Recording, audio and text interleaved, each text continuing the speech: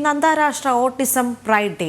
ഓട്ടിസത്തിന്റെ അവസ്ഥയെക്കുറിച്ച് അവബോധം സൃഷ്ടിക്കുന്നതിനാണ് pride day ലോകമെമ്പാടും ആഘോഷിക്കുന്നത്. മുഖം മൂടികൾ അഴിക്കൂ എന്നതാണ് ഇത്തവണത്തെ ഓട്ടിസം പ്രൈഡ് ഡേയുടെ സന്ദേശം.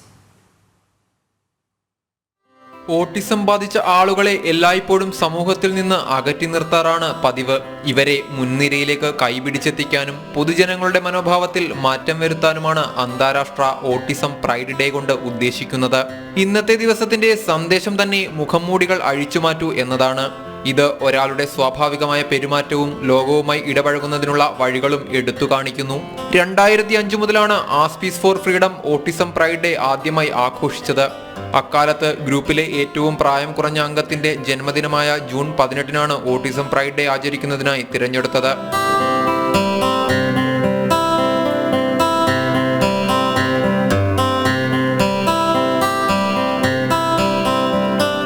ലോകമെമ്പാടുമുള്ള ഓട്ടിസം ബാധിച്ച ആളുകളുടെ വ്യക്തിത്വം, അന്തസ്സ്, തുല്യത എന്നിവ പ്രോത്സാഹിപ്പിക്കുന്നതിനായി വിവിധ രാജ്യങ്ങളും ഓട്ടിസം പ്രൈഡ് ഡേ വിപുലമായി ആചരിക്കാൻ തുടങ്ങി.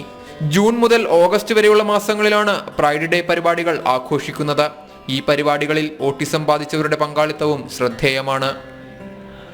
ന്യൂസ് ഡെസ്ക്, ജനം.